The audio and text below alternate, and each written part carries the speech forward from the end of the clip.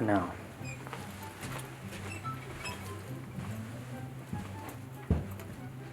Good morning, students. Welcome back. This is the lab number 15, if you can believe that, of the now famous David. and Herman 7th grade science show.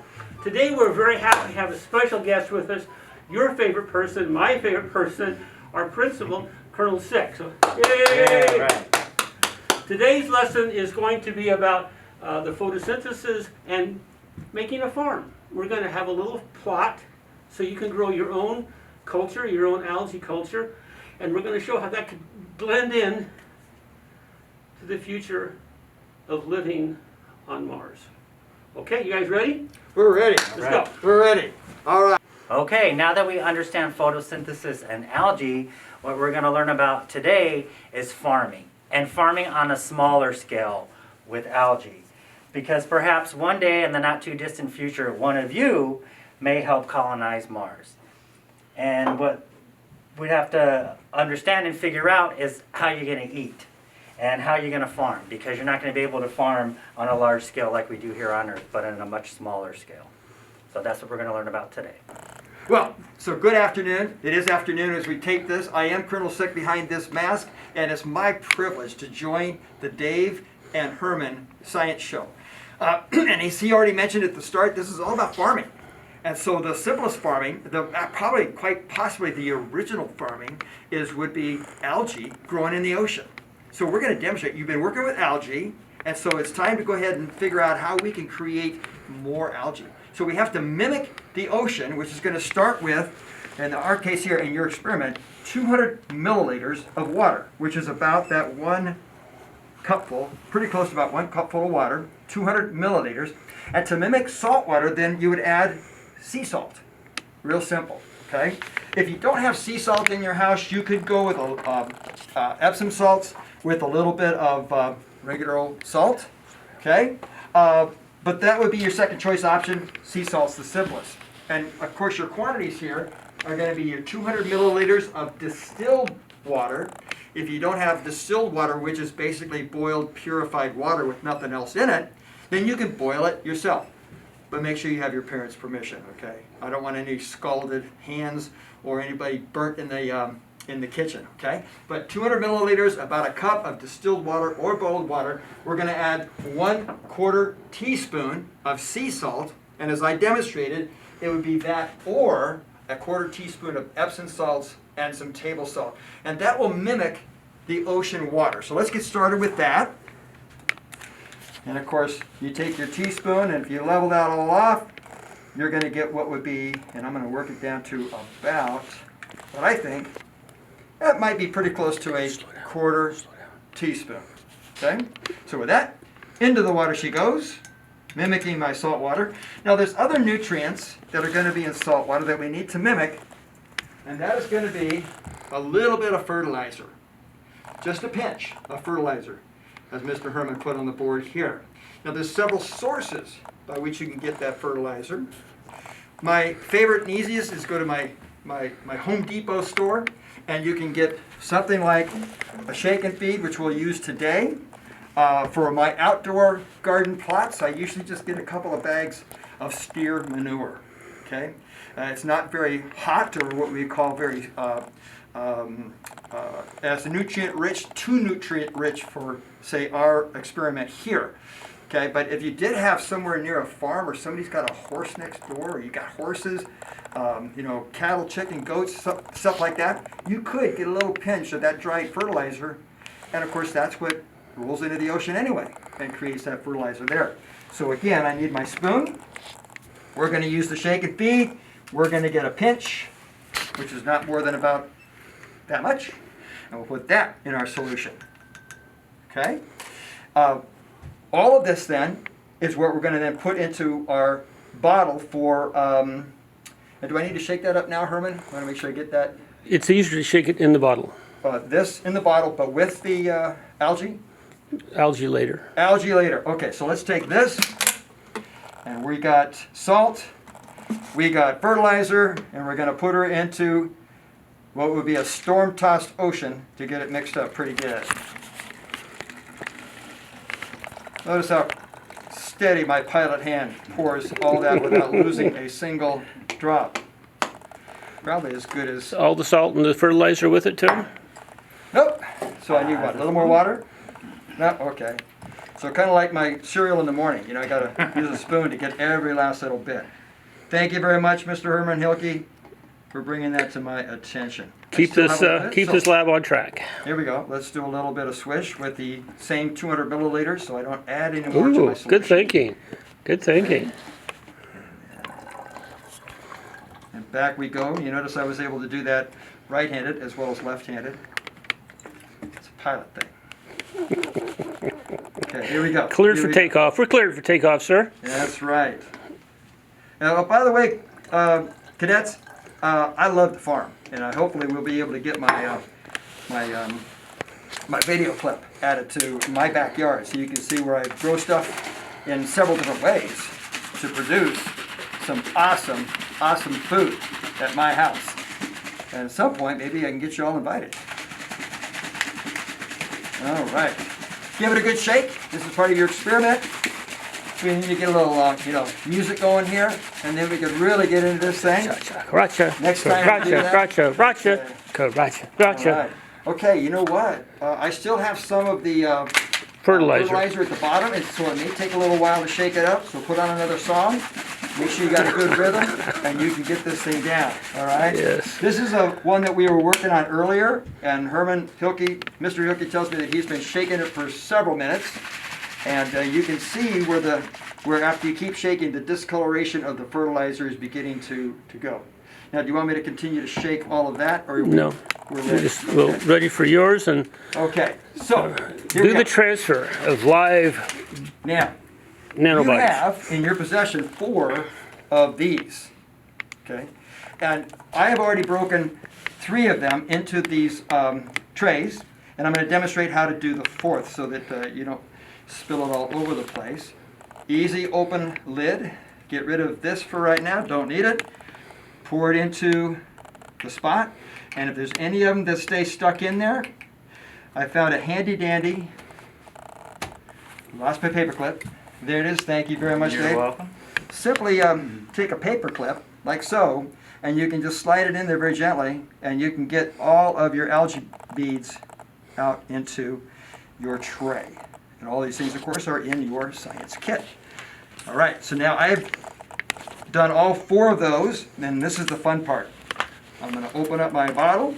This is my simulated seawater. I now have my algae, and I take each of these algae pods carefully, and I squish them and pop them into the solution. What's kind of fun is if you take your fingers and pop them with your fingers. Do I really want to do that? I thought it was kind of a fun thing to do, but of course. Okay, and because I'm going to shake it up, it I'm really, not doing it. to get algae all over myself. You'd get algae all over your fingers and your One of uniform. the techniques that Mr. Herman Hilke told me earlier on is I don't want to get a whole lot of the liquid because that's acid, Carbonic acid. and so I don't necessarily want to have very much at all. I don't have to dry off the little beads. I just need to make sure that I get them in there and squish them pretty good. So, Colonel Sick, do I need to put all 4 of my samples in there, or can I put 3 or 2? I think you told me if that's a trick question. That's a trick question. I think you told me that I'm supposed to do all of them. Or 3? Okay, so I can go 3 or 4. Thank you very much, Mr. So if your algae pellets are white, don't use them because they're dead. Okay. So most of them are green. They're holding up pretty nicely. These are very green. You pinching them? I'm pinching them. You ought to pinch one with your hands. It just gives it an interesting. Oh. I had to give my 12. And it goes pop, doesn't it? It goes pop. Well, it kind of like sort of popped. Dave, you want to pinch one? Dave wants to pinch one. Okay, Dave wants to pinch one. Go for it. I'm going so well here with my tweezers, but you go ahead. Now you have to go sterilize your hand, Dave. I will. Pinch it. Ooh. So the official response is ooh. There you go. The official response. Ready? Pinch with fingers. Ew. There we go. And now, we're going to get this next one. I'm down to my last two. Okay. Boys and girls, we're enjoying this. We're getting there. Oops. Got to do each one so that they squish and bish right there. And ooh, Yuck. and I use my little tweezers to help kind of get it up. Oh, hey, you're playing. Get in there. All right. And then I got one little bitty one, almost like a baby one. Okay, get that one in there. And those will all swish down when I put the lid back on. Okay. And give it a good shake. We now have a farm. That Here is we an go. algae farm. An algae farm. And I swish it around really good. There's only one last step that we need to add to our algae farm, is that right now it's too enclosed. The algae and how it processes and begins to grow and everything is going to produce the gases of respiration and of what's the other Oxygen, term? carbon dioxide. Oxygen, carbon dioxide. Yeah. So we need to make sure that we have clear access to the outside air, ambient air, to make sure that. So in your top, what you need to do is be able to punch a bunch of holes in it so that it looks like the top of a salt shaker. Okay? Well, how am I going to do that, Colonel? Well, what I did was that I went ahead and took time to make it with all of the holes in it, and I used just something like a pin. This was in the classroom, and Mr. Yoki said we could use something like that. And I just carefully, punched a hole. I made sure that I had something down on the tables because you don't want to mar and scratch any furniture at your house. Mama doesn't like that, so don't do that, okay? And I just made enough holes to ensure that I've got plenty of airflow going in and out of my farm. All right? So there we have it. I've done shaking. You don't shake this anymore. Okay? Yeah, you don't want to shake it Algae now. everywhere. Okay, so that now becomes your algae farm, and over the course of time, you'll see how that produces algae. I most recently started my next set of plants at my house, and I'm hoping to be able to share with you the pictures of their growth over a period of about a week. And then you'll see basically the same process we set up here. I needed water, and I needed to have a place where they could then grow and sustain and be out in the light as well as the atmosphere. And you'll be able to see that whole transition. I also have for you what I prepared last year, in which I have my tower garden, which is an aeroponic system. In many ways, somewhat similar to this, no soil. But I show how I grow certain vegetables and certain things in the dirt, which is a farm, classic, and then also in my aeroponic system called the tower garden. So hopefully we get all that information to you. I hope that it's interesting, and I hope that your farm will grow as much algae as... So can we grow algae and your towers if we go to Mars in 10 years? Yes, you sure can. In fact, one of the things that happens in my farm, without even planting any algae, okay, it's in the atmosphere. That kind of stuff is there. So as my aeroponic system is pumping the nutrient solution into all of my tower garden, well, guess what happens? It gets in the creases and becomes perfect places for algae to grow. And yes, there'll be times in which I need to clean my tower garden a little bit to get the algae off. It doesn't hurt anything, but to have this green stuff growing where I didn't plant it and I'm not going to eat it, I make sure I wipe it off and remove it from my tower garden. So, listen, it's been a great privilege for me to be able to come out and work lab number 15, in which we started our algae farms. Okay, and I think there's going to be a next segment in how we're going to grow stuff on Mars. I'll let Mr. Hilke do that. But again, back to you. 200 milliliters of distilled water, very clean by boiling or by being bought distilled. I put in 1/4 teaspoon of sea salt to mimic the salt solution of the ocean. We added just a pinch of some fertilizer like the algae would feed off of, because they'll need that. We have it in a clear plastic bottle so it gets plenty of light. And we also poked holes in the top so it has a lot of access to ambient air. That's just air in the room. Okay. So we should be able to have a good time. So now we're going to take a quick tour. We're going to jump over to Colonel's backyard, and we're going to patch it onto this. You'll show us your growing of food in your backyard, and smaller is, and towers that are very much orientated towards futuristic, healthy food growth. Okay? Thank you very much for being our guest. You are very welcome. Have a great day. Go Lions! Hey, good evening, Lions. It's Colonel Sick here in his backyard with his favorite photographer, his wife Robin. she's going to photograph and videotape a presentation on how we grow our vegetables. And there's a couple of ways we do this. And I know Mr. Hilke's been working on things to teach you the science behind it all. So come on in, I'll show you the first way. Back here on the backside of my trees is where I have my garden plots. This is the traditional way in which we grow all of our vegetables in the dirt like you used to. In fact, this is my radishes here, and they're looking really good. Let me see if I can find one that looks excellent. Yeah, let's try this one right here. Kind of small, but that's okay. They've been in the dirt for only about a month. You see how they grow in the soil. So they're absorbing all the nutrients from the soil and producing the plant. Over here I've got my beets. I like the beet tops as well as the beet roots. And then later on, as the carrots ripen, we'll have that as well. In the dirt, let me show you another way in which we're able to grow vegetables. This is called a tower garden, and it's a hydroponic system by which the nutrients in the tank below are pumped up and spread out so that the roots get nourished about 3 minutes out of every 15. And the neat thing about this is that without any soil, all the nutrients absorb, and it's a much faster way to grow vegetables. So let's just take a look at the inside of the tank and see just how far these roots will grow.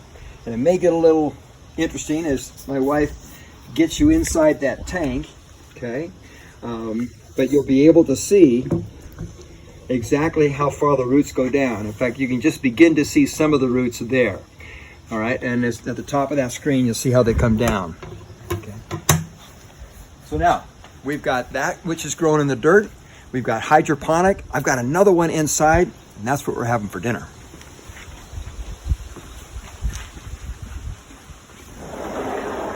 So come on in. And this is my indoor tower garden where we have all of our salad vegetables. And as you can see, we've got everything from lettuce to microgreens to arugula, different types of head lettuce, Swiss chard. And on the back side over here, we've got different types of red kale and green kale, Tuscan kale, and as well as the more spinach. And about 10 minutes ago, I came through with my pair of scissors, and I got everything ready for dinner tonight. Let me show you what it looks like. So I got the radishes from outside, I got the beet tops from outside, and all of this, the Swiss chard, microgreens, lettuce, kale, and spinach, were all just picked. So we're gonna chop all that up, prepare a nice salad, put a little protein with it, and that's what's dinner in Colonel Sick's house tonight. Go Lions!